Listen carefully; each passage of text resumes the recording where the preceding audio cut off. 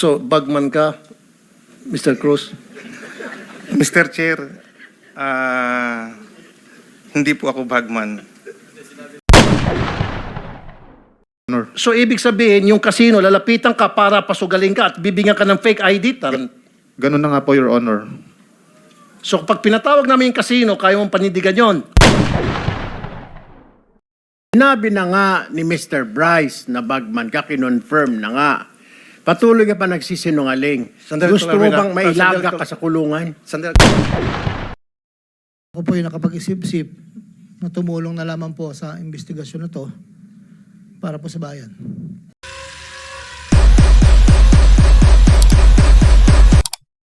Kay Bryce Hernandez, magkano yung pinakamalaking winnings mo sa casino?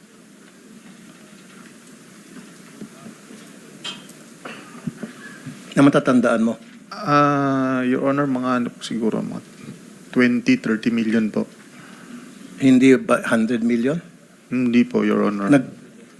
Yung chips to cash mo na matatanda mo Ang sinasabi ko po sa isang gabi po. sa isang gabi, Opo, Your Honor.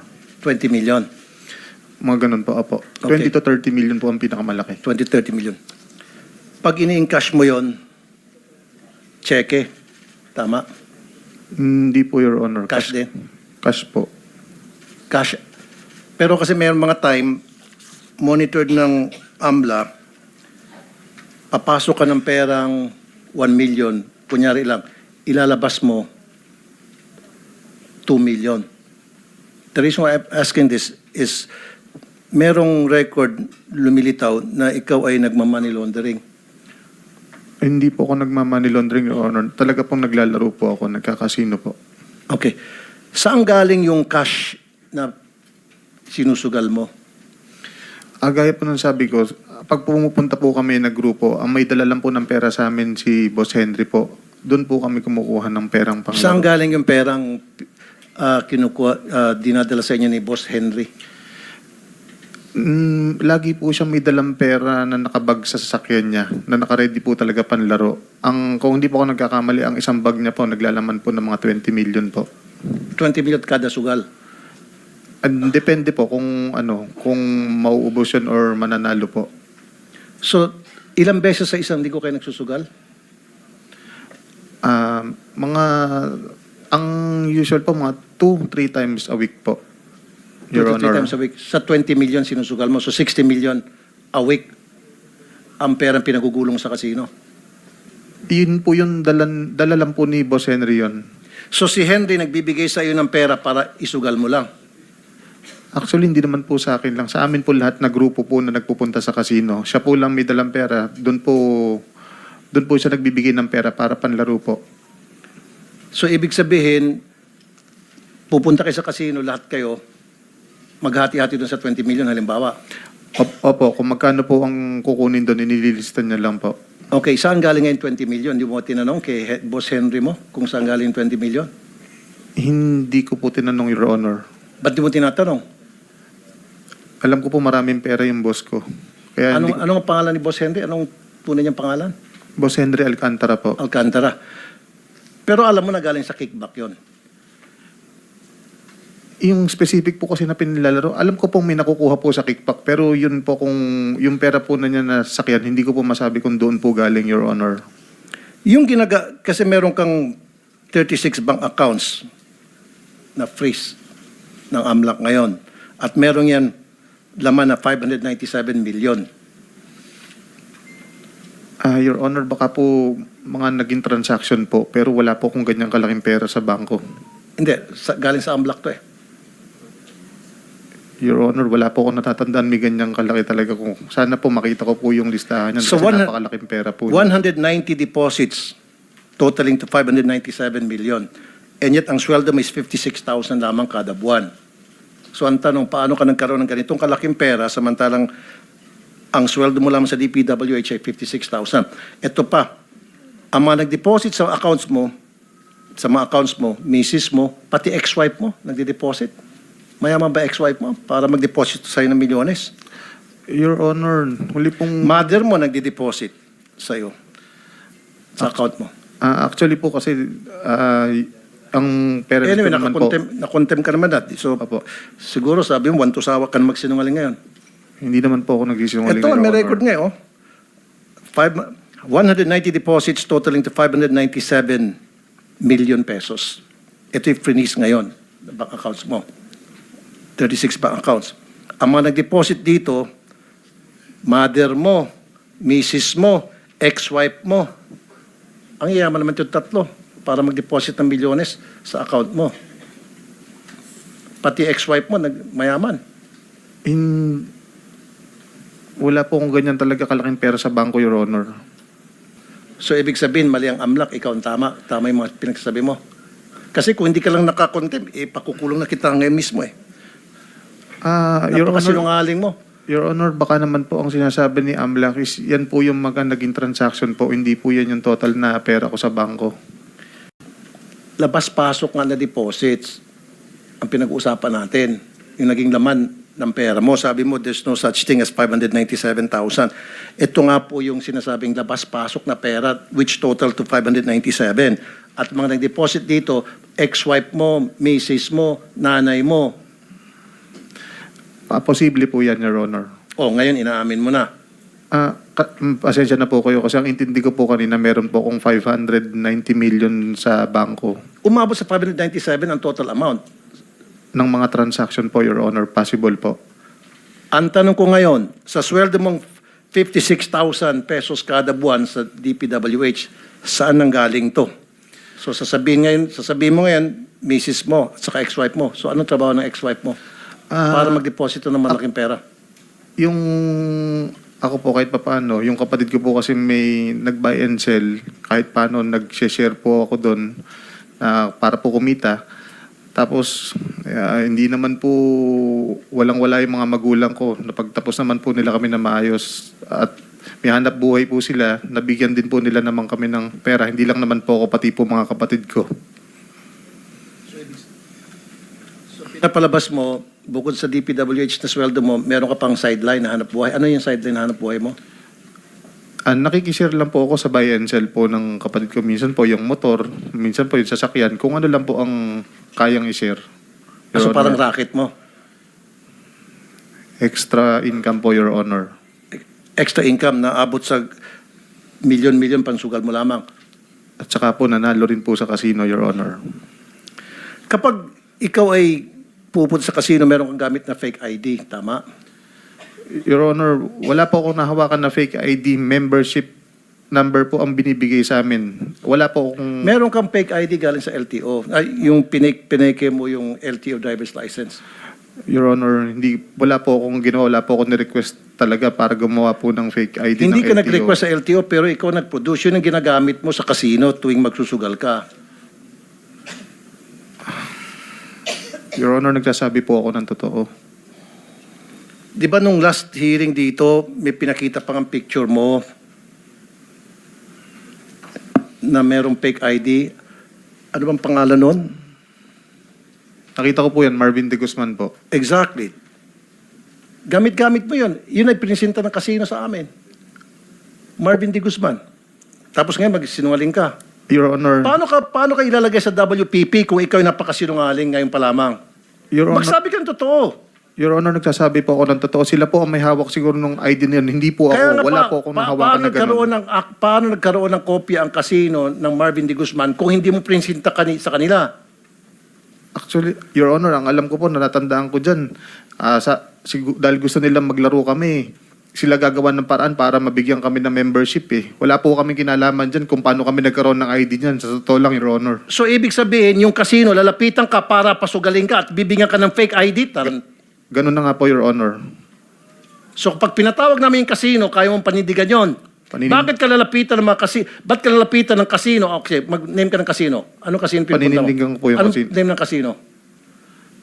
Ah, Sige, magbanggit ka. sa Soler po. Okay, so ibig mo, sino sa Soler ang lumapit sa iyo para sabihin, Oy, Mr. Hernandez, magsugal ka, kaming bahala, bigyan ka namin ng fake ID para hindi ka matrace sapagkat bawal dito ang government official. Sino doon? Hindi ko po maalala ang Sino? pangalan niya, Imposible pero... di mo maalala. Hindi, totoo po, Your Honor. Pero alam ko po, ano siya, parang yung mga business... Kasi kung talaga nagsabing na totoo, patatawag namin yung Soler na nag-iimbita ng mga government official magsugal na bawal naman alam nila at bibigyan pa ng fake ID. Banggitin mo yung pangalan. Hindi ko po alam yung pangalan niya, pero pagka nakita ko po siya, Senator Rafi, maalala ko po siya, Your Honor. Yung Mike Archibald, does it ring a bell? Yan po. Apo. Alam mo tunay niyang pangalan? Hindi po, Your Honor. Yun ang nag-asikaso ng lahat ng ID niyo, di ba? O parang nga po, kagaya po nung sabi Si ko po. Archibald Torregosa, di ba? Na-meet mo siya? Matatandaan ko po siya pag nakita ko po. Senator Rapi, that answers your Opo. question. May nag-asikaso ng kanilang... Opo, yan po, Your Honor. Mike Archibald, ang tunay na pangalan is Archibald Torregosa, right?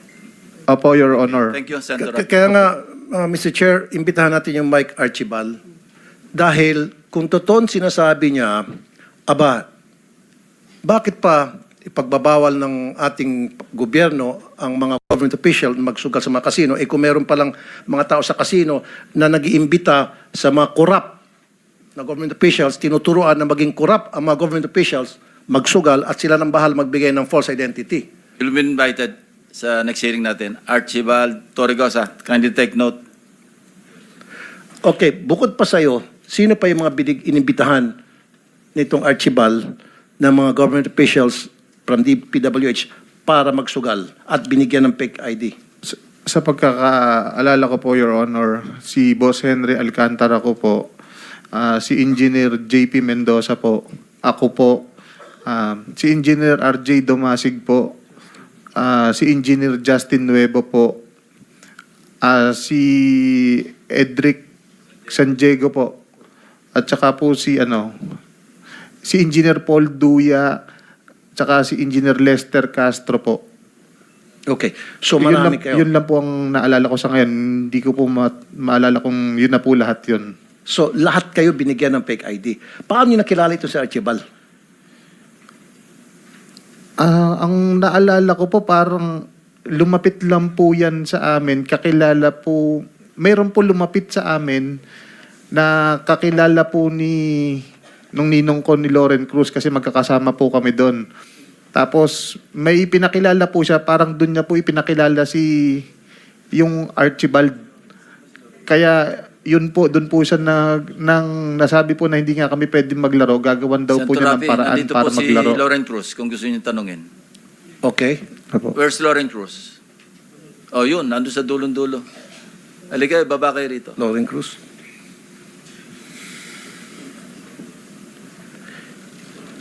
Yung panalo mo ba, binabalik mo rin kay Alcantara? Yung winnings mo Sa casino po. sa casino? Hindi po, parang may share po. Pagka nanalo po, may balato. Binabalatuan ka lang. So, ibig sabihin, bibigyan ka ng pera ni Alcantara para isugal yung pera na kurakot niya. Ganun ba yun? Hindi ko po alam kung galing po sa kurakot yung binigay niya, pinapahiram niyang pera, Your Honor. Pero Hindi- pera niya pong galing nasa sasakyan ko po. Sasakyan niya po, Your Honor. Okay. Anong pangalan mo ulit? Loren, ikaw yung nabanggit niya. Okay. So, ikaw yung nabigyan din ng fake ID. Hindi po, Your Honor. Ba't nabanggit ang pangalan mo? Si ninong ko po kasi ang may kakilala dun sa taong nakakita sa amin na nagpakilala po doon sa gagawa daw po ng paraan para makapaglaro po kami. Okay, paano nyo nakilala yung gumawa ng paraan para makapaglaro? Itong si Hernandez. Your Honor, hindi ko po alam yung sinasabi nila. Nagkataon lang po. May isa po yata may isang kakilala ron sa casino na... Mag-o-taking nga siguro ito muna. Nag-o-taking ka na ba? Opo. Sige. Sige. And then? Nakakwentuhan lang po namin kung paano po sila nakakuha ng fake ID, hindi ko po alam. Paano mo nakilala? Nakilala ko lang po, namukhaan ko lang po sa casino na nakakilala ko po dati po yun. Pero hindi ko po alam kung paano po sila nirelate doon sa sinasabi nilang pangalang isa kang ina, hindi ko kilala yun. So, ibig sabihin, ikaw ang lumapit kasi kilala mo yung... Hindi po. Ikaw nilapitan. Na sila po ang lumapit sa kanila po, sa amin po. Kaya nga, bakit kayo nilapitan? Hindi po. Siyempre, may purpose yun. Kaya kanilapitan, alam nila na kayo galing sa DPWH, alam nila na marami kayong perang pansugal. O alam nila na bawal, di ba? Your Honor, hindi po ako taga DPWH. Di ka taga Hindi DPWH. po. Anong trabaho mo? Negosyante po ako, Your Honor. Anong negosyo mo? May mga aviaries po ako, may mga nagpapa-lending din po at may mga resto po ako. May mga Resto po. restaurant. Opo. Tapos meron kang lending. So pinapautang mo ito? Hindi po, hindi po. Okay. Pabalik tayo kay Bryce. Bryce, 36 bank accounts. Napakarami nito. Mga ordinaryong tao, isa lang. Yung iba, dalawa, the most. Ikaw, meron kang 36 bank accounts. Paano mo ma-justify? Sabihin natin meron kang negosyo. Sideline, sabi mo, nagbebenta ka ng motor o meron kang share doon sa mga kakilala mo na nagbebenta ng motor. Paano ma-justify na magkaroon ka ng 36 bank accounts? Your Honor, karamihan po naman dyan, yung mga kakilala ko na nagtatrabaho sa bangko, nakikiusap, pwede ba mag-open ng account? Kung ako naman po, kung magkano minimum na kaya ko, i-open ko po. Okay. Di ba, pag nagdeposito ka ng more than 500,000, you have to justify that. So yung mga pumapasok na milyones at one time, paano mo na-justify doon sa bangko para tanggapin yung malaking milyones na pera na pinapasok mo? Hindi ko rin po alam, Your Honor, basta pinapayagan naman po ng mag-deposit po. Pinapayagan ka. No po, Your Honor. Okay, magbanggit ka ng bangko halimbawa, For example, AUB po. AUB. Po. Pag pumunta ka sa AUB, magdeposito ka ng more than 500, you have to justify. You have to show proof na yung perang yon ay legit at saan ang galing yon. Tama? In your case, exempted ka. Wala po akong matandaan, Your Honor, na hiningan po ako ng proof na... So ibig sabihin, lahat ng bangko, itong 36 bank accounts mo, lahat ng bangkong ito, hindi ka na hinihinga ng proof kung saan ang galing yung pera din na deposito mo. Minsan po, yung iba po humingi. Pero doon po, parang madalas po, hindi po talaga, Your Honor. Kahit po more than 500,000, hindi po. Magkano pinakamalaking dinepositong pera? Parang 10 million po. Okay. 10 million nag-deposit ka, hindi ka man lang hiningian ng pruweba ng bangko kung na yung perang yun ay legit at saan ang galing? Ay, yan po na hiningan po ako nun. So anong pinakita mong pruweba?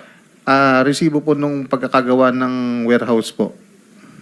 So gumawa-gawa ka ng resibo na gumawa ka ng, meron kang ginawang warehouse. Hindi po, Your Honor. Na Sa parang construction. nag-private po na hindi po ako sa gobyerno ng kontrata nun sa sa private po, mga warehouse po. Senator Rafi, Subcon, ganun po. pandagdag kaalaman lang, si Lauren Cruz, ito yung sinasabi na bagman ni Henry Alcantara. Siya rin yung may-ari noong tambayan na kinonfirm naman ni Bryce Hernandez last hearing. So yan yung background ni Lauren Cruz. Kaya natin siya inimbitahan. Katunayan, marami tayong na-trace na sasakyan. Kasi pag nagdo-donate ng sasakyan si Henry Alcantara, kung bakit, sa kanya nakapangalan yung mga sales invoice. So yun, dagdag FYI lang para for you to pursue. So bagman ka, Mr. Cruz? Mr. Chair, hindi po ako bagman. Sinabi na ni Bryce yan last time. Inamin na niya, no? Gusto mo magsapukan kayong dalawa. Sen, ikaw po nagsabi na bagman siya. Kinonfirm ko lang po. Kinonfirm mo, pareho na lang yon. Opo, salamat po, Your Honor. Kinonfirm at saka sinabi, parehas lang yon. I mean, hindi po sa akin nanggaling yun, Your Honor. Okay. Kung bagman ka, magkanong laman ng mga bag na pera na daladala mo palagi para ipansugal nitong si Your Bryce Honor. at mga kasamahan? Hindi po ako bagman. With the indulgence of Senator Rafi, Mr. Cruz, parang awa mo na sa sarili mo.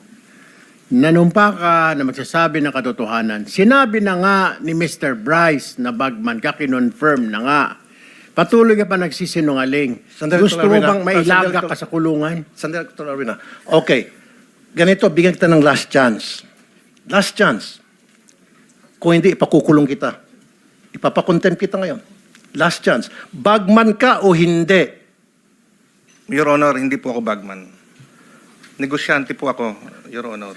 Kinonfirm ni Bryce na ikaw ay bagman at magkakilala kayo So bakit niya i-compare na ikaw ay bagman kung hindi naman talaga? Last chance, dahil kung hindi, I will cite you in contempt, Mr. Chair. Showcause pala. Si-showcause kita. Explain. Why I should not file you in contempt? Your Honor, kaya lang po ako natawag na bagman na hindi naman po talaga ako bagman ni Mr. Chair. Yung pong Alcantara. na kaya lang po ako natawag na bagman ni Senator Ping dahil po doon sa mga sasakyang ipinangalan sa akin. Hindi si Senator Lacson ang nagsabi na bagman ka, si Alcantara nagsabi at kinumpirma ni... Hindi po si Alcantara ang nagsabi. Yung tambayan, bahay mo yun, property mo yun, ano? Yes, Mr. Chair. Okay, thank you. Okay. Tambayan, yung dalahan ng pera, hindi ba? Mr. Chair, Tambakan ng pera. sa pagkakatanda ko po, sa pagkakaalam ko po, Mr. Chair, ang isang beses ko lang po sila nakitang nagdala sa sinasabi pong bahay ko po. Kaya nga, kung bagsakan ng pera yung isang establishmento na pag-aari mo, then it's tantamount to you being a bagman. Kasi sinasalo mo yung mga pera galing sa kanila. Doon binabagsak. Bagsakan ka ng pera yung establishmento na pag-aari mo. Yung Hindi- tambayan, kung tawagin. Your Honor, yung... So inaamin mo na ikaw may-ari ng tambayan. Yes, Your Honor, ako po may-ari. Okay. So hindi mo alam, magbabagsak dyan, milyones na pera sa bahay mo? Hindi ka aware? Ano ka, tanga? Your Honor, yung po kasing sinasabi nilang tambayan, hindi naman po kasi talaga tambayan yon. Yun po ay binili ko para i-flip lang at i-buy and sell kasi nagba-buy and sell din po ako. Kaya nga, pero ikaw may-ari noon. Opo. At yung lugar na yon, yun ay bagsakan ng mga salapi. Your Honor, gaya nga po ng nasabi ko, sa pagkakatanda ko po, isang beses ko lang po nakitang merong pera doon. Magkano yung isang beses lang, kuno, sabi mo, na binagsakan ng pera yung tambayan? Your Honor,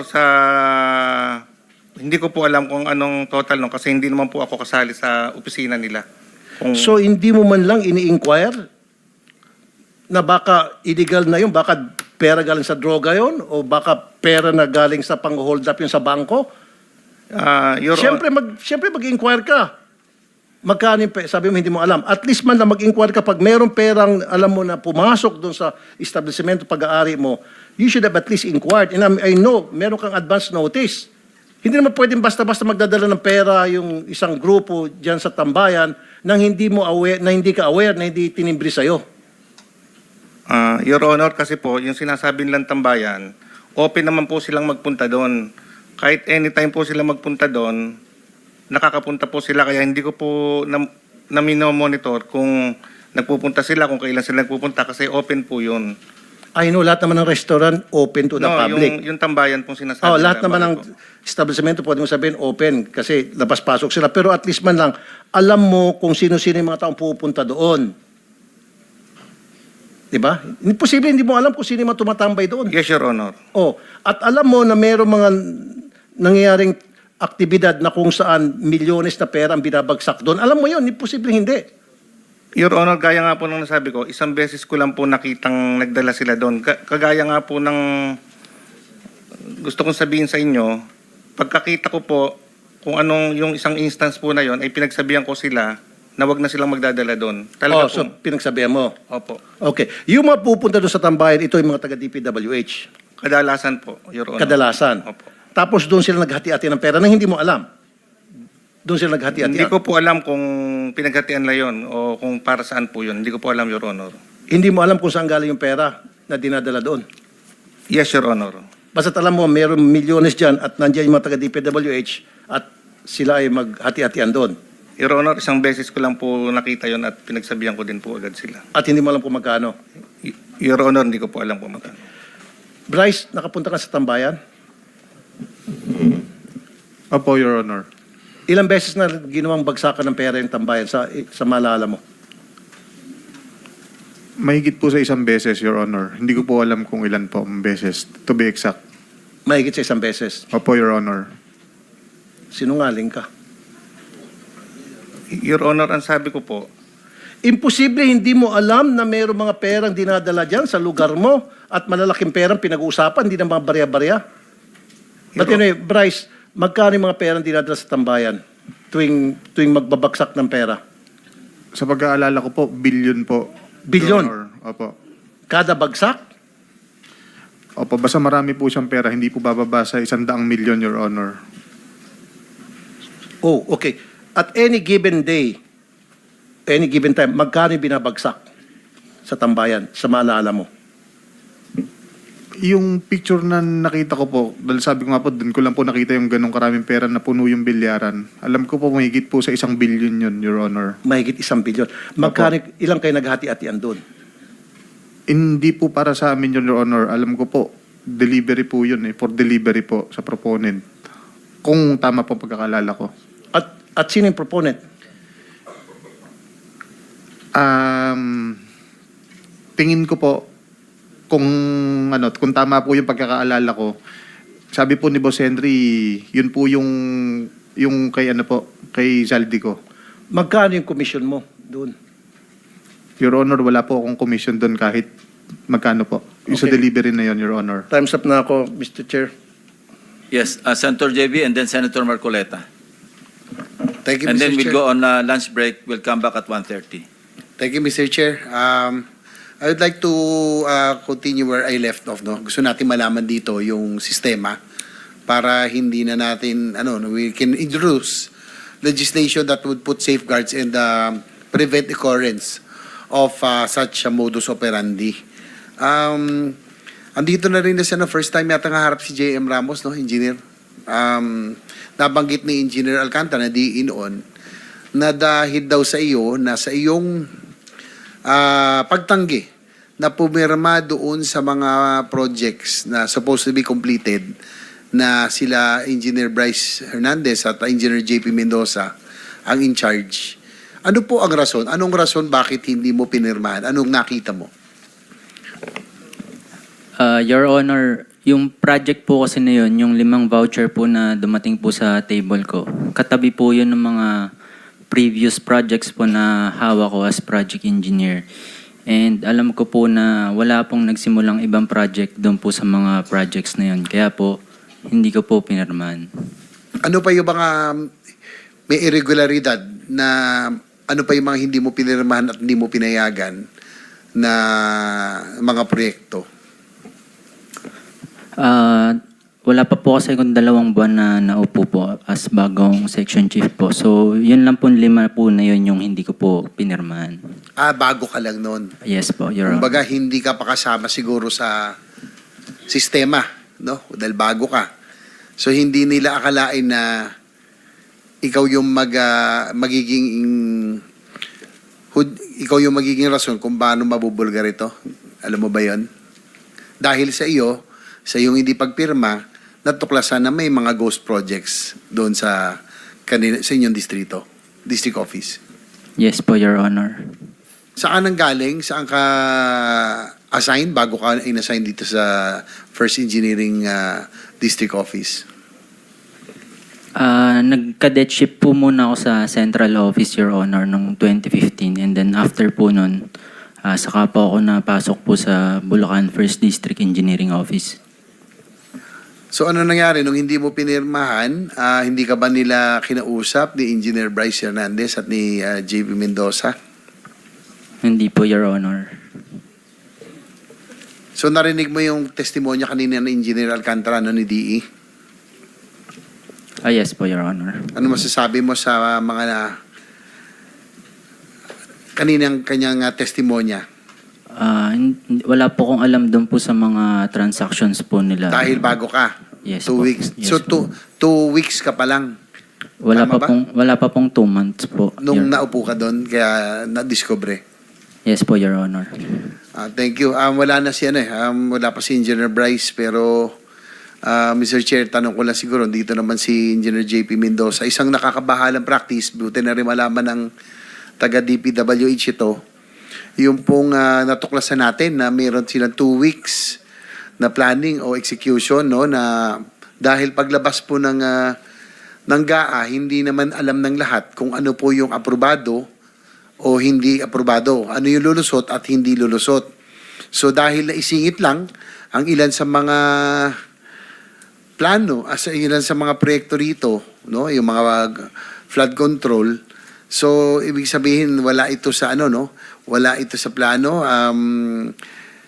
Walang walang project plan, walang project detailed matrix, walang program of works. So totoo bang nangyayari? Pwedeng sagutin Engineer Bryce itong paglabas.